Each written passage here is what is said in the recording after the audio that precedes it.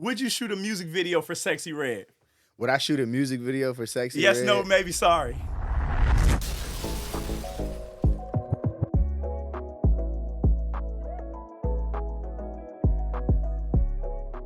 Hey, what's going on, guys? Hey, welcome to Creative Chronicles Podcast.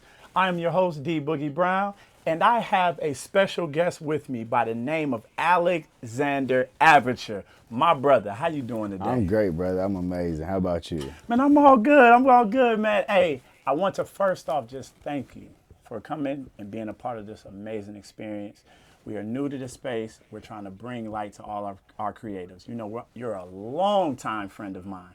You know what I mean? What you would say, 10 years? It's something like that. It's been, yeah. I feel like probably over 10 years. I feel like when we first start connecting like that was like 09. Mm-hmm. So, you know, we're over 10 years right there. That's 13, 14 years right there. So, my brother, yes. Thank you so much, man. So going with that, I know everybody's wondering, like, so what do you do, man? So tell our audience and tell the people, like, what do you do, man? All the amazing things that you do. I am in video production, also known as videography. Some will call me a videographer. So I shoot mostly commercials. I shoot a lot of events. I've been moving more into shooting courses for people. I'm always traveling, a lot of public speaking. I shoot anything from real estate, fitness, the beauty industry, chefs, you name it.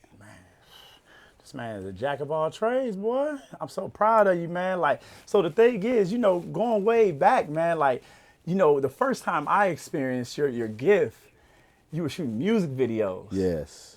And you was going crazy. So anyone that's watching this, you know, if you take those dates from 08, 09, there was not a lot of African American shooters. Right. So you were really a pillar in to really just motivate a generation to come.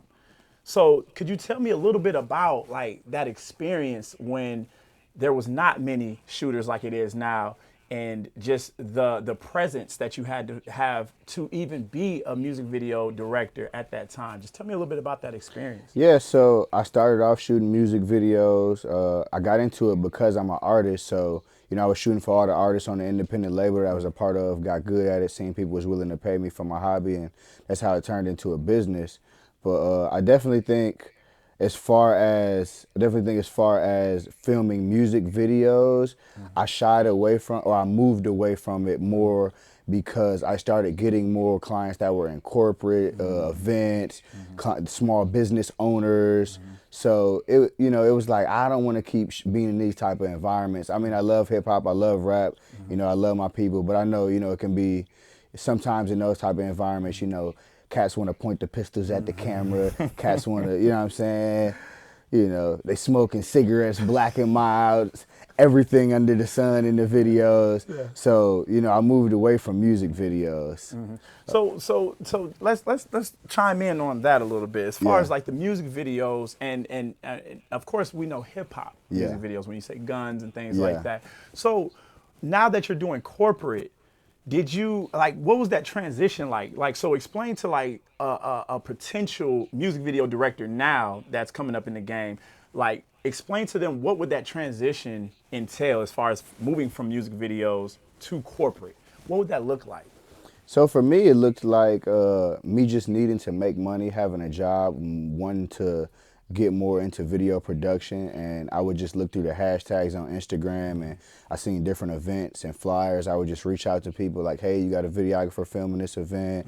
You know, they would have a budget or they wouldn't. You know, sometimes I just take like pennies when I was first starting out, and it just got to the point where I started shooting so much of that stuff that it was like, okay, people know me now, so I'm getting recommendations. Oh, Alexander shot my event, you know, he's good, you should use him.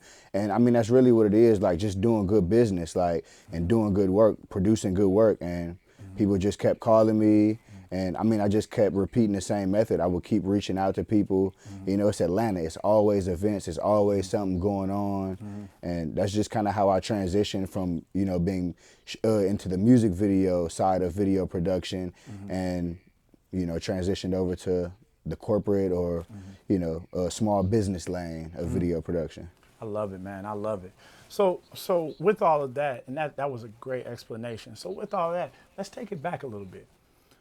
What made you want to get into video production or even just a camera? What was your idea of that? Who motivated that? Like, tell me a little bit about that process.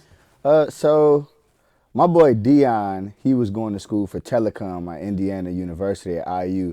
So, you know, I would always play around like with his cameras and different editing software. This is when Final Cut looked totally different. This was like the very first Final Cut program. I don't know if you're familiar with it. And, you know, that was like my first taste of it, my first experience, getting my feet wet with video production.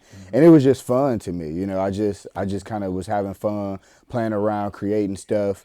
And then, yeah, like being an artist, doing music, you know, that's how I got more into the, you know, the music videos, because I was filming for the artists that I was working with. And it was just more of a hobby. Like I said, I was just enjoying doing it. You know, it was just, you know, it wasn't for money. It wasn't, you know, it was just pure passion. I just enjoyed doing it. Oh, man, that's amazing. That's amazing. So even going back to Indiana University, you know, working with Dion, right? What was Dion's title exactly? Was he just in the broadcasting class, or was he like take the role of a mentor? Like, how? I know telecom was his major. Okay. He was kind of like a big brother to me, Okay. kind of like a, you know, a mentor in a way. I moved back from Atlanta to Indiana. I was living with my mom out here and, you know, just being a knucklehead, skipping school, smoking weed, you know, not doing what I was supposed to do. When I moved back to Indiana, like my grandmother was in a nursing home, so I just went to Bloomington instead of South Bend. And, you know, Dion kind of like, you know, pushed me to be a grown man, like get a job, finish. You want to finish school? Okay, get your GED. And, you know, he just kind of steered me in the right direction. And he would, you know, bring me into the big library down there. I think it was Herman B. Wells Library, and I'd be in there on the computer, logged in on his password, like just learning stuff and playing on programs back at the house. You know, he's big in music too. He's one of the people I used to do music with. So, you know, he had all type of stuff, computers and just stuff for me to play around on. So, Yeah. you know, I just started learning, and, you know, Dion like really helped me with that. Absolutely, man. And it's such a joy just hearing those humbling beginnings. You know what I mean? I feel like all of us just consciously, like, people know that we're looking for something in life, and these people just kind of latch on to us. Right. Even though they may not have all the keys, they like, hey, let me get Alexander started with something. And he's seen that your passion grew. So let me ask you, how does Dion see you now today? Dion is very proud of me today. You know, that's still big bro. You know, he still always got some good advice. I still, you know, you never, you know, you always got to still, I hate to say humble. I don't want to say humble yourself because I hate the real definition of it. So, but sometimes you have to still take advice and still, like, even after you've grown and learned, and it's like, okay, student has surpassed the master. You know, it's, you know, I still appreciate his advice. I still, you know, ask him questions, and, you know, I still think his advice is very important to this day. So. Absolutely, absolutely. So, okay, so let's fast forward. We got Alexander Aperture. First off, tell the people a little bit about this name of Alexander Aperture, because I know you by a different name. and, you know, like, I met you at a different era in your career, of course. But tell everyone about Alexander Aperture. Where did that name come from? Alexander Aperture. So, Alexander is my middle name. I go by my middle name, Alexander, and I really just switched it up because I wanted something more grown man, something that was like, something that people didn't have to question. I mean, people still question because a lot of people don't know what aperture is, but at least they got the Alexander part. Absolutely. You know what I'm saying? Absolutely. Telling people my old rap name, like, hey, it's Scooz McBucks, how you doing? They're like, your name is what? Come again?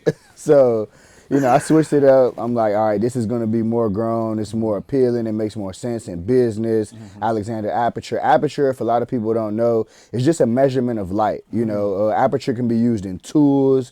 You know it from video production when we're talking about aperture. So, yeah, I just thought it was a nice play on names. You know, I love, you know, name titles and different phrases that have the same letter on the, you know, the beginning of each word. So Alexander Aperture. You know, I tried to get into dispatching for a little bit in the trucking industry, but found myself so busy with video production, it didn't work out. So another business I kind of started that failed, that didn't really get far, but I named it Long Run Logistics. So you see, I was playing off of the, you know, the letters. Fire. So it just kind of had a ring to it. So, you know, it's kind so of my thing. I see that you like the thoughtfulness in it. So I'm gonna bring it back. First off, I'm gonna bring it back to your point of making that transition to corporate. So the name came first, right? Yes. Like the name, you was like, I gotta change the name Yes. if I want to be respected on a higher business level. Yes. I love that. So take that as a gem, y'all. So the transition, even for that, now from you being a music background, you always had good wordplay. So I like that. I like how you always implemented clever ways to create names. So that's really good. So I want to really, and before we take a break, y'all, I want to really go into what's some of the accolades, what's some of the things that you got going on, like at this moment. You know what I mean? Like, what's some of the things that events maybe that you shot or people that you're working with right now that you want to kind of give a shout out to before we go to our first commercial break?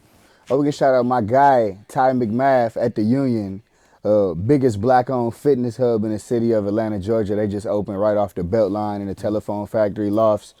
Man, y'all got to check them out, man. If y'all into fitness, even if y'all not into fitness, you can still, go to, they have a lot of events there. Like we're attending like a prom event tonight there, kind of grown and sexy adult prom type vibe. So they always got stuff going on. Y'all should definitely check them out. Absolutely. Yeah. Absolutely. All right, y'all. So we're going to go ahead and take a commercial break real quick. We're going to come back. We have a word from our sponsor, Wandar. Make sure y'all check out Wandar. Download the app. Hey, it's for creatives. If you want to make some money, get on there. All right. So it's a creative space. And also, if you're a client looking for services, get on Wandar, download the app, check us out. We'll be right back. Wandar. Discover a vibrant network of artists, designers, DJs, photographers, and other creatives in your community. For clients, explore, find, and book creatives in seconds. For creatives, exceptional scheduling and booking platform. Wandar, connecting clients with creatives in your community. Welcome back. All right, Yes, so sir. man, this interview has just been so exciting. Like I said, I can't even stress enough. Like, I'm a fan of your work. And keep doing your thing, brother. So we're about to have a little bit of fun. So first, before we get into that, what did you think about Wandar? Wanda, I loved it, man. That bit fire. I'm about to go download that bit as soon as I leave up out of here, yo. You know what I'm saying? Thank you so much. Yes, Appreciate sir. that. Make sure y'all download the app. It's a great app, y'all. All right. So we're going to get into a couple different things. So the first thing that we want to get into is our segment called Dropping Gems. Okay. So where we're going to basically get your take on how you do business, right? So I want to give our viewers out there just an idea on how to become a commercial king. Gotcha. All right. So the first question I want to ask is, from your standpoint, what's some of the first essential things that you would need to shoot commercial reels at a high level in this industry? At a high level in this industry, first thing you're gonna need is a camera that can shoot a high quality. You're gonna want to be filming in 4K. You can get away with 1080p, but that's the first thing. You're only as good as your equipment. At the same time, it's about your skill level, because you can have the best camera in the game, but if you ain't practiced how to use it, if you don't have no experience with it like that, then you're really not about to be, you might as well have a cheap camera. So the first thing is your equipment. The second thing is your skill level. The third thing to be able to operate and shoot commercials on a high level is your marketing. People want to see an example of what they're going to get. So marketing doesn't always just have to be like you talking. It can be a video, something that you've shot, and you can run an ad on it. So that's one way to get those type of clients, running sponsor ads, marketing to that specific demographic of people, with the keywords, the targeted AdWords. That's all I got right now. So you said something interesting, right? You said the advertising and marketing. So for all my creatives that's just now getting starting out, and they may spend up all their money on the camera and the equipment and things like that, do you advise them to pay for the marketing, like pay for advertising and marketing? What would you say as far as like, I have no more money, how would I market it? Do I pay for the marketing, or do I just put it out there and just tag the few people that I do know? No, you don't pay for the marketing. If you don't have a budget to market, then, don't spend money that you don't have. You can't spend the money that you don't have. I think that you should do more speaking videos. I think that you should get testimonials from clients that you've already done stuff for. I think that you should reach out to people and do free projects just to, build your portfolio for one, to meet somebody that could potentially spend money with you if they really like what you did for them, and to get another person that can recommend you to people, and also getting testimonials from them. Those are ways that you can promote and market your business. Graphic designs, if you're not the best with graphic designs, they got AI now. You can put something together, even just words on a black screen are good, and you can post that. And I would think those are some good ways for you if you don't really have a big budget to get started with marketing and advertising and stuff. Going to events as well, networking with people, telling them what you do. That's another, form of marketing in person, right in people's face. Absolutely. I love that. I love that. Thank you for that. So now I'm sitting here thinking, right? Like, so I know that you do so much marketing. You're so great at it. Like, just naturally. It's like the humor's there. It's like the energy's there. Like, you do all the trending sounds. Like, you killing it, right? So now it makes me think, and I want to ask you this question. Is the marketing more important than actually posting your finished work and product? What do you feel like will get more engagement? Is like your actual work, the edit, or the marketing? Posting your actual work is the marketing. Posting your actual work is the marketing. I say that because, like I said, people want to see what you do. People want to see the product that they're going to get. People always want to know, okay, send me some examples. People always ask me, like, do you help people with the brainstorming of the project? Do you help us come up with ideas? And the first thing I always say is, have you seen something that you may want to recreate, mimic with your own twist on it? And if they haven't, then I'll try to find something that I've shot similar to it, and I'll send it over to them. So I think, even posting that for the people that already follow you, even if this isn't a potential client, you're messaging back and forth. Just posting that work, that is marketing. Now, of course, like speaking videos, everybody's not a good speaker. So you're going to have to either, one, get better and learn how to articulate better and speak, or you're going to have to have a friend or a testimonial from a client, have somebody else speaking on camera to market that. But yeah, if you really can't speak, you're kind of limiting yourself, and you don't have to say a lot. You can. I tell one thing that I tell people: the best way to memorize a script. So even if you're not the best at coming up with things off the top of the head, is to just record yourself saying it, and then just listen to it over and over again until you memorize it, like music. That's why we know lyrics so well, because we listen to it over and over again. So that's one way I tell people that they can learn their script really easy, so that way they don't have to worry about going off the top, coming up when thinking what is stuff on the top. Man, he just gave y'all so much game. Oh man, look, Alexander Aperture, that was the perfect response. So I want to get into my last drop-in gems question, right? How do you stay focused in a world of so many distractions, being a creative? Because you do it all. You go out and shoot. You do all the business. You do pre-production, production, and post-production. How do you stay focused with all the distractions, and you have this turnaround time of 24 hours? Like, how? I still haven't even figured that part out. So give the people how you stay focused to get such a short turnaround time. So for me, a kind of it, like, it's really my ambition. I kind of wake up with just like this burning fire to just like do. Like, a lot of times I don't even know, like, I can't even tell you the order of operations of what's important or where do I go first. All I know is just like attack it. Just go. You know what I'm saying? I wake up on 1,000. I wake up, sometimes I don't even, sometimes I don't even pray. I don't even meditate. I don't even, really have a serious morning routine like that. Sometimes I just might wake up, hit the button on the computer, let it load while I make a smoothie, hit the gas one time, and I'm right to it, and I'm editing. So for me, it's part of it. I just want to get the video back to the client as fast as possible, especially when it comes to events, because people will forget. Like, videographers be taking their time. Clients hate that. Like, oh, he does great work, but it took him 3 weeks to send me my video. Like, people done forgot about the event now. So, that's one thing. And then, I just believe in getting it off my plate. Like, I want to get everything done that I have to do for other people so I can spend more time focused on the things that I want to do for myself. So if I've got all my edits and projects done for the day, I really don't have to touch this computer at all unless, it's just some extra stuff. Oh, I just want to have some stuff to post, so I'm going to find some stuff to edit, But other than that, if I'm done with all my edits, I can pour into me now. I can rest up now. I can go take a walk in the park, whatever it is that I want to do. So, and I know I said that was my last question, but I'm just so interested. No, that's cool. Fire away. I'm just getting warmed up. So I love it because this is just like the passion. I hear the passion coming out. So it's like, Alexander, so what does a day look like? Say, for instance, you have a production, you have a 24-hour turnaround. How many hours to give our audience and our viewers context to how much time goes into a 24-hour turnaround? What and how many hours it takes for you to get that project out? So for me, first of all, I tell clients 72 hours. Mm-hmm. Most clients on average receive their video back within 24 hours. So it can be based on how busy I am, how is my day.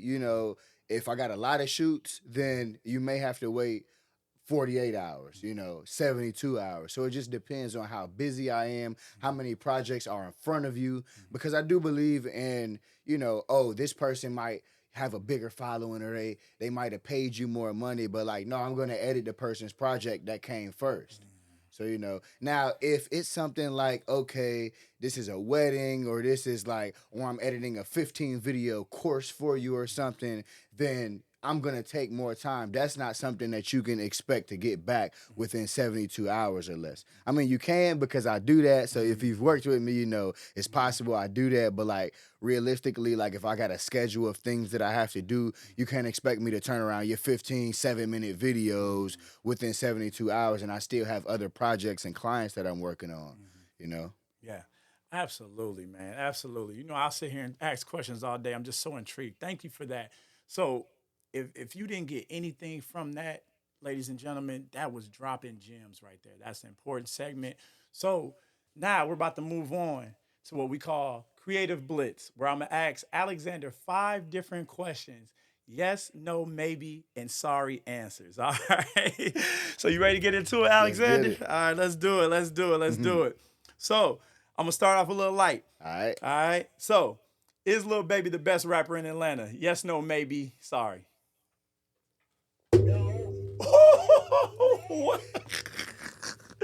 So lyrically, he's not the best lyrically. Is he the hottest? Because a lot of times you get that, all right, they're the hottest out. Yeah, they might be the hottest. They might be the most popular right now. I don't take nothing away from Lil Baby. I love Lil Baby. I got probably all the albums he's came out with in my Apple Music.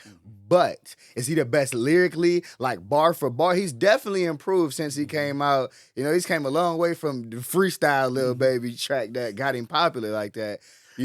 But lyrically, would I say he has better bars than a T.I.? His, you know what I'm saying? No. A Jeezy sometimes, no, but I would say that he's the hottest out right now. I would say he's making the best songs right now. This is his time too. You know what I'm saying? So I can't say if T.I. and them was out right now, with their songs, it's a different era too. At the same time, it's cats trying to compare a Jordan and a LeBron. You know what I'm saying? They're different eras. So if I had to say the best in his era in Atlanta, I would say yes. Right. But if I had to say the best out of Atlanta ever, I would say no. You got Andre 3000. You got big, you know what I'm saying? Sci-Hi the Prince. You got other people that got bars. You know what I'm saying? And I say that I'm a Midwest cat, but I grew up on a lot of East Coast music. So you got to remember, my opinion is coming from somebody who, grew up on the Dipsets, the Fabulouses, the Jadakisses, bars. I watch Smack DVD. So I'm listening with a different type of ear. But I mean, I just love music in general. So yeah, I rock with Lil Baby, 4PF. Absolutely. 4PF, shout out. Love it. I love the honesty, man, of our creatives, man, because I'm the same way. So we gonna go into the next one. All right. Would you shoot a music video for Sexy Red? Would I shoot a music video for Sexy Red? Yes, no, maybe, sorry. Yeah. I wouldn't. I definitely wouldn't. But you know what? I wouldn't shoot a music video for nobody. I'm going to call my boy Jimmy Ball. Hey. I'm going to call my boy KJ. Hey. Kai Jones Media. You know what I'm saying? I'm going to hit people that really do that. I'm going to hit high def up. You know what I'm saying? Because that's not my lane anymore. I did that. It's not what I do anymore. So I got the skills to do it. I can do it. It's not my cup of tea. So nah, I'm not shooting nobody music video. But I'm definitely not shooting Sexy Red video. I'm not a fan. I mean, you know, Shay, like I love people that come from nothing and they can, you know, they can blossom to be something and, you know, make the big moves that they make. But I mean, like, you know, if I'm not a fan of your art, I'm not a fan of your art. But yeah, if I'm proud of you as a person, like coming from nothing to something, like, yeah, you know, I'm proud of you coming from nothing to something. But do I rock with your music like that? I don't. Love it, man. Let's keep it rolling. I'm loving it. So, all right, so next question here. Would you take $500,000 over dinner with Jay-Z and Weezy?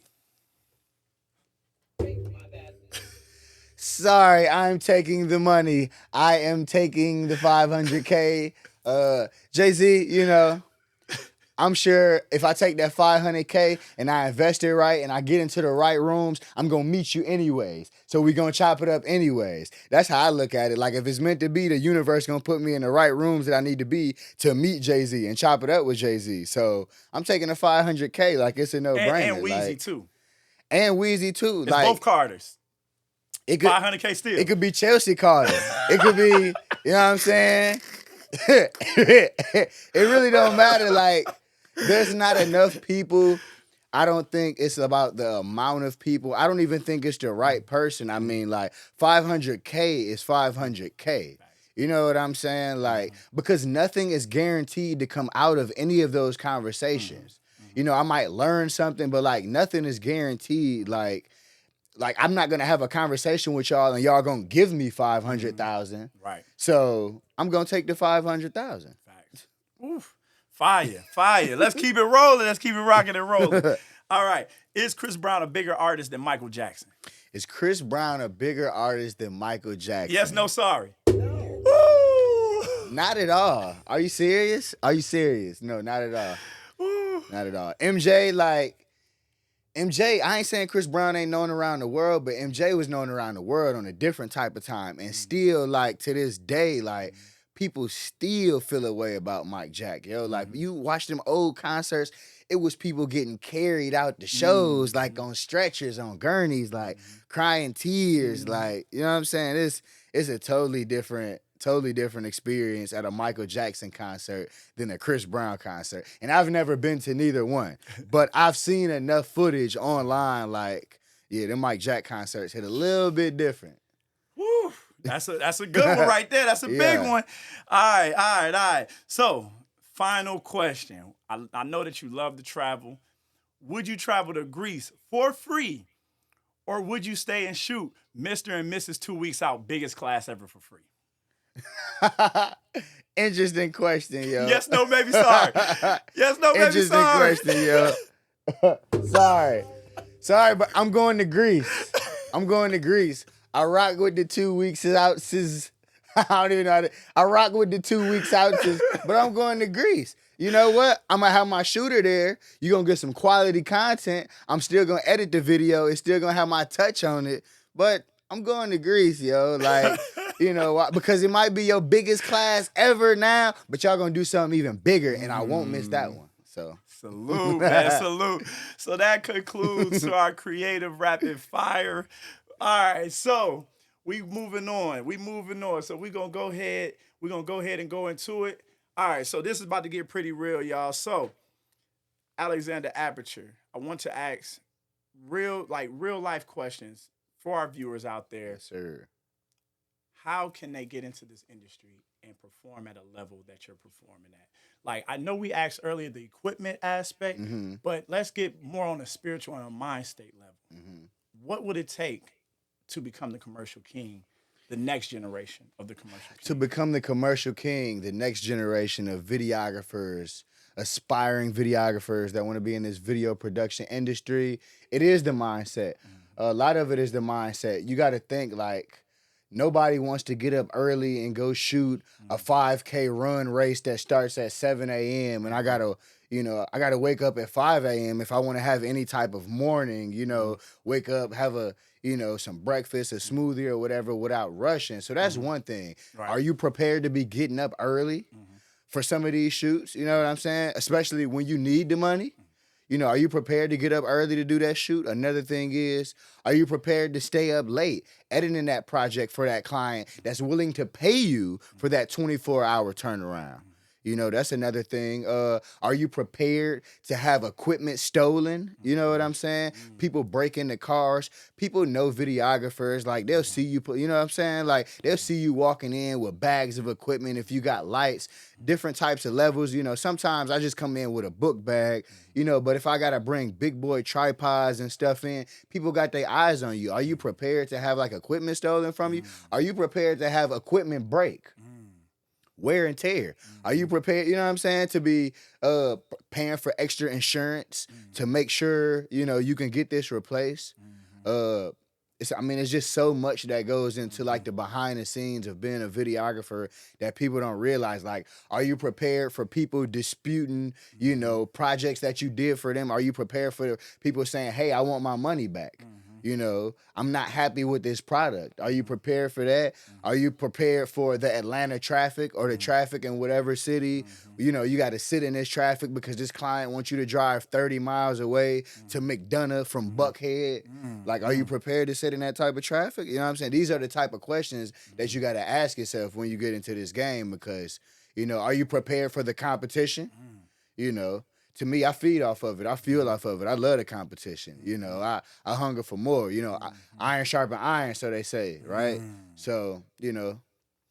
Man, are you prepared? Are you prepared? Brother, hey, talk, you know, your talk, King. That's hey, what it come down boy, to. are you prepared? I felt every word of that in my soul, from getting equipment stolen to the competition aspect to the driving. Right. Ooh.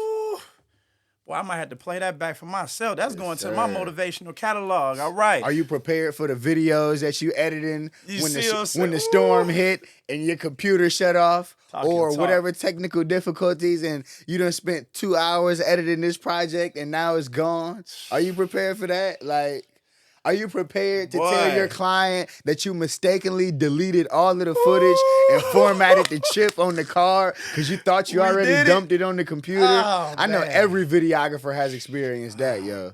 Goodness, I can't tell you, like, I know videographers that have deleted footage on accident, like preaching to the choir, brother. Or you thought you hit that record button and you never hit that record button. Never even hit it. Never even hit it. It looked good through the lens on the LCD screen, but it wasn't recording nothing. Are you prepared? Hey, are you prepared, brother? So, all right, so, man, look, are you prepared? Look, hey, we gonna go ahead and jump right into this next one, all right? Look, y'all, this has been amazing interview. Man, shout out to Alexander Aperture. Look, we're going to go into this next segment where we call Love is Free. All right, Alexander, think of one of your favorite creatives. And I know there's so many. Think of one favorite creative that you would love to give a shout out to on this segment. Tell a little bit about what they do, their passion, their inspiration. Just tell a little bit about our viewers and where they can find them. Love is free. So we got to start getting into this field. The reason why I do this segment is because us as creatives, we kind of be like, oh, it's me. But really, we are a community. Right. You see what I'm saying? So we got this segment, Love is Free. Man, you can shout out anybody, big dog. Go ahead and do your thing. Love is free. Love is free. Love is free, right? So Love is free. I'm gonna shout out two people, right? First, I'm gonna shout out my boy JB Flicks, one of the videographers that I work with. You'll probably catch JB Flicks on one of your shoots if I can't get there to do it myself, right? Man, I love JB, man. JB is like my young protege, yo. JB, you know, he always on point. You know, anything I needed JB, he always come through for me. So shout out to JB. I got more work for you, bro. You know, we locked in, ain't no switching up, bro. So I love, you know, how ambitious he is. He's always asking me for advice. You know, he always wants to learn and know more. He'll send me stuff, bro, what you think it is. You know, he'll ask me how to handle certain clients and dealing with people. So, like, I just love that about him. You know, he young, he up and coming.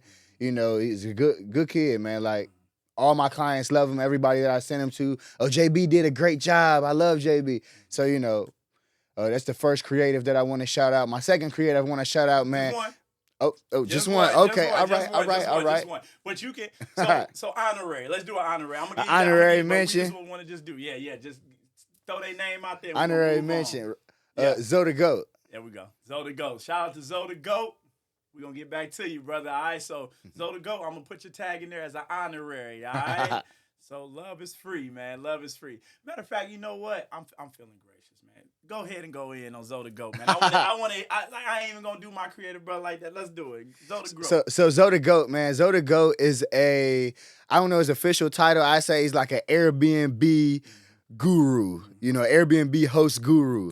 So his thing is themed Airbnbs. So he'll like trick them out, have like all the walls painted crazy colors. He'll have like, old rotary phones, like all different type of decor and stuff. Like everything might be all pink in one, or like, he'll theme them out because he realizes that people, when you go out of town on vacation, you want it to feel like a vacation. You don't want it to feel like no regular spot. Right. Oh, I could have got this type of Airbnb back in Michigan or wherever I live. So I love that, how dope he is at creating these Airbnbs and the themes that he comes with.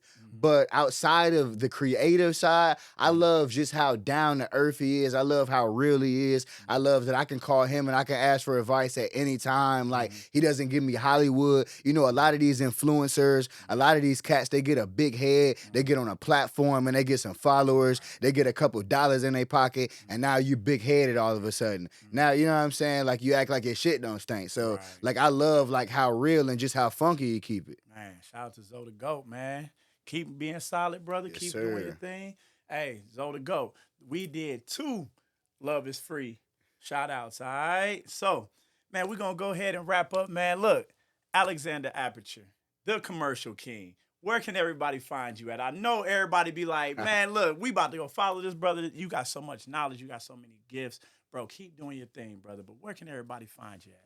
You can find me at your local rooftop bar every Saturday night, kicking it in the city of Buckhead somewhere, having a couple drinks, me and T Montana. No, seriously, you can find me on Instagram and all platforms at Alexander Aperture. That's Alexander, like you know how to spell it, and Aperture, Aperture. Absolutely. So I want to just go ahead and go out with, hey, make sure y'all follow Creative Chronicles Podcast. Follow Alexander Aperture, the commercial king. Also, as well, you can follow me, Dee Boogie Brown, the host. So I want to conclude today's episode and just say, keep being creative. Make sure, what's the term we was just using? Are you prepared? There you go. Oh, we need to name this episode. Are you prepared? Are you prepared? My brother, Alexander Aperture, the commercial king, and we out.